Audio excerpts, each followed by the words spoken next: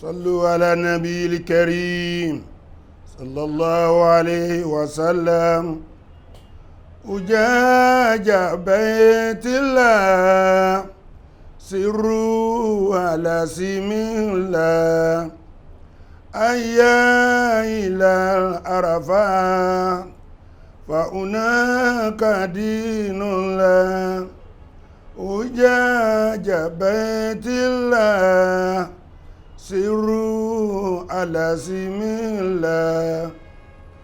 Mo kí gbogbo ẹ̀yin mùsùlùmí òdodo lọ́kùnrin àti lóbìnrin tẹ́ fẹ́ ṣe ìrìn àjò mímọ́ lọ sí ilé Olúwa umura tàbí ájì ni sírú alásìmílà láyọ̀ la máa lọ láyọ̀ la máa bọ̀ torí pé unakadínú la ibẹ̀yẹn lẹ̀sìn ti pé táàtì ni mú omi ló mú ma nítorí náà sírú alásìmílà ká máa lọ pẹ̀lú yọ̀ọ̀dọ̀ Ọlọ́run àlọ́rí fẹ́nìkọ̀ọ̀kan wa àbọ̀rí fẹ́nìkọ̀ọ̀kan wa. Ohun tí a fẹ́ sọ̀rọ̀ lé lérí lẹ́nì ó náà ni ọ̀rọ̀ umura, ṣùgbọ́n kò sí bá a ṣe lè mẹ́nu mọ́ ọ̀rọ̀ umura táà ní fi ájì kún. Sàráòtọ́ Ọlọ́run ọba ń sọ fún òjíṣẹ́ ńlá Muhammadu al-Qur'ani tá a fi ránṣẹ́ ńláńṣẹ́. Olúwa ní a'udhu billahi minash shaitanir rajim bismillahir rahmanir rahim. Inna as-safa wal marwata min sha'airillahi faman hajja al-bayta aw itamara fala junaha alayhi an yatawaffa bihima wa man tatawwa khayran fa inna Allaha shakirun alimun. Sadaqallahu mawlana al-azim. Sàráàtọ̀ Ọlọ́run ọba ó ń sọ fún ànábì wa Muhammad nínú al-Qur'ani ta fi ránṣẹ́ ńláńṣẹ́ sallallahu alayhi wa sallam. Ó ní inna safa wal marwata min sha'airillahi. Safa àti Marwa ó ní nínú òfin Ọlọ́run ọba ni. Wa man hajja ẹnikẹ́ni tó bá ṣe ìrìn àjò tó lọ sí ájì nínú yín aw itamara àbí umura lọ sí fala junaha alayhi kò sí tàbí ṣùgbọ́n ayé àtàwáfà bí ìmá kó náà lẹ́yìn tó bá tàwáàfù ilé Ọlọ́run tán kó tún tàwáàfù láàrin Sàfá àti Márwà. wa man tatawwa khairan ẹnikẹ́ni tó bá tún wá fi àwọn náfílà àwọn nǹkan tó jẹ́ wípé kò jẹ́ ọ̀ranyàn bá a bá ṣe kò jẹ́ ọ̀ranyàn ṣùgbọ́n tá a bá ṣe yóò tún kó ẹwà bá Islam.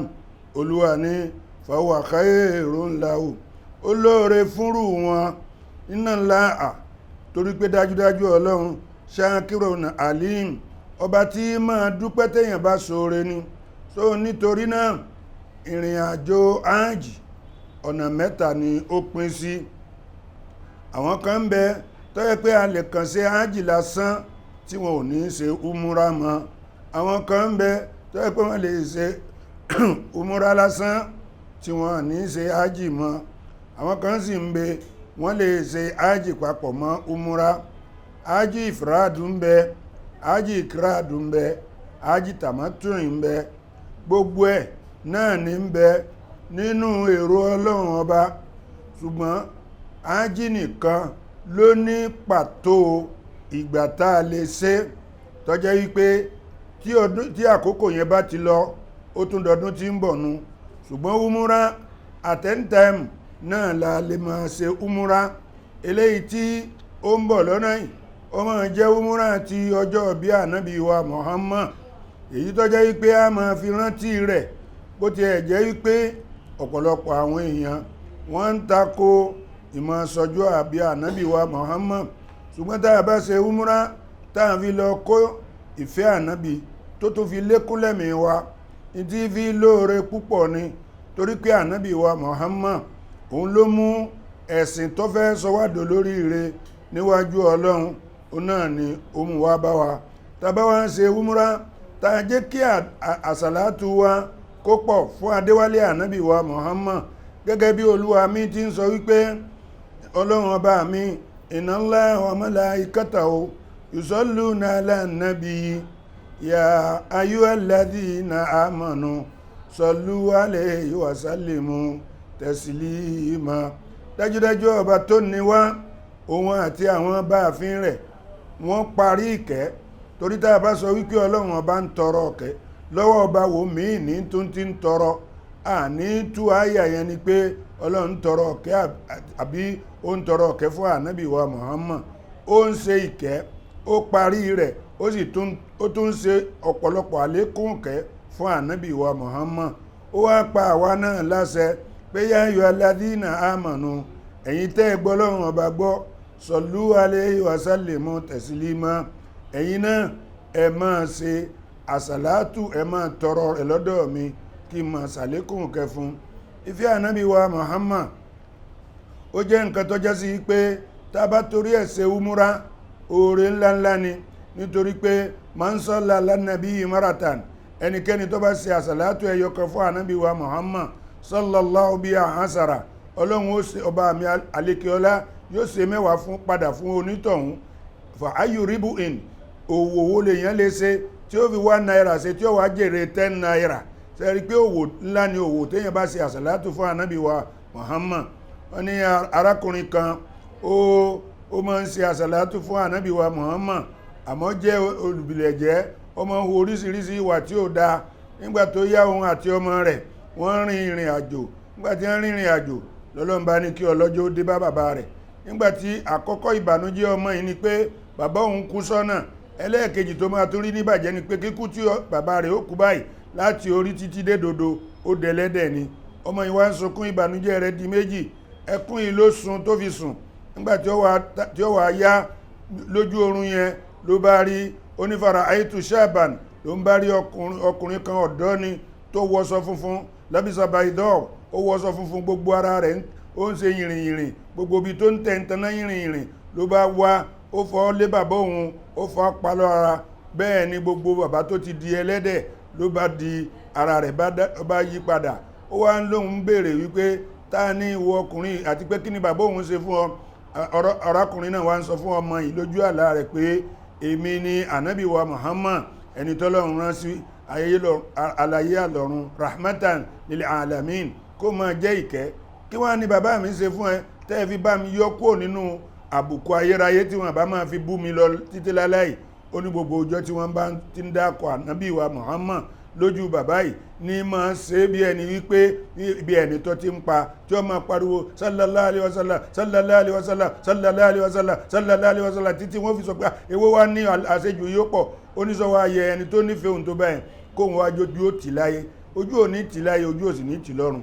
So ó dáa ká ṣe àsàlátù fún ànábì wa Muhammad, ó dáa ká lọ ṣe umura. Nítorí pé hunaka dinu láì, á kírun ìrun tọ́lọ́wọ́n bá pa wá láṣẹ, á kì í mbẹ̀, á lè gba àwẹ̀. Náà ló fi jẹ́ pé iṣẹ́ hajj náà ló kún gbogbo ohun tí Ọlọ́run bá kó papọ̀. Shahadatu an la ilaha illallah yóò jáde fún wa ń bẹ̀, as-salat yóò jáde ń bẹ̀, ẹni bá lówó zakat yóò rí ṣe ń bẹ̀, ẹni tó bá fẹ́ gbàwẹ̀ yóò rí ṣe ń bẹ̀. Gbogbo nǹkan wọ̀nyí ni ẹ̀sìn Islam ló kójọ. So tá bá ṣe umura yìí náà, bẹ́ẹ̀ náà ni yóò ṣe rí níwájú Ọlọ́run. Ẹ̀san rẹ̀ pọ̀ gan fún gbogbo ẹni ó bá lè mú nínú owó rẹ̀. Nítorí náà eléyìí náà ni ẹnu wọ̀nba tí mo lè ráyè sọ nínú ọ̀rọ̀ umura.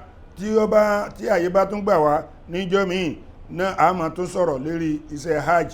Eléyìí tí a bá fẹ́ wá lọ, àwa tí a fẹ́ lọ Qiblatain, hajj wa àti umura travel and tour, òun náà ni iléeṣẹ́ tó rọrùn tá a lè bá lọ, tó jẹ́ wípé kò sí àbòsí, kò sí pé wọ́n fi kówó fún yàn, kò sí pé wọ́n ń tani. Gbogbo ohun tó bá yẹ ká ṣe náà láà ṣe.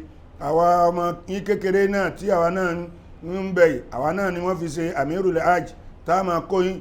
Àwa sì ti lọ bí àìmọye ìgbà, gbogbo ibi tó bá yẹ kẹ́ ẹ dé, àní ṣàbòsí ọ̀kankan fún yín. Ọlọ́run ọba mi kó má ṣàjẹ́ ó ṣe nírọ̀rùn fún wa, ọlá ànábì wa Muhammad. Hajjan mabruran wa sa'yan mashkuran wa amalan salihatin wa tijaratan lan tabura. Hajjan mabruran, hajjan mabruran وسعيا مشكورا وعملا صالحا وتجارة لن تبورا حجا مبرورا حجا مبرورا ìyẹn lílódì ọmọ jẹ́ ètí olóore nú ọ̀ṣáyà mashkuran ìdààmúdàbò wa níbẹ̀ ọlọ́run ọba mi yóò dúpẹ́ rẹ̀ wà amalan salihati iṣẹ́ tá a bá ṣe ń bẹ̀ iṣẹ́ olóore ni wà ájá mabururan wà amalan salihati wà tijaratan lan tabura tá a bá tún wá lọ náà tá a sì lówó lọ́wọ́ tá a fi ra ọjà bọ̀ ọlọ́ni lan tabura a ní sọ́ọ̀tì èyí lọ mọ́kà kó ṣòwò kó sọ́ọ̀tì nítorí náà wà ilà lẹ́kọ̀ọ́ wà ilà lẹ́kọ̀ọ́ ó dìgbà náà on the 26 December òun náà ni a máa gbéra tí a sì padà ní January 5 and 6 ọlọ́run bá mi kọ́dákun kọmọ́sà ṣe nírọ̀rùn fún wa assalamu alaikum wa rahmatullahi wa barakatuh. Saoty ọgbọ́n Kiblatin ló dá mi lójú tá ó bá lọ́ngá àjìyàn tí ó múra tá ò dúpẹ́ Kiblatin.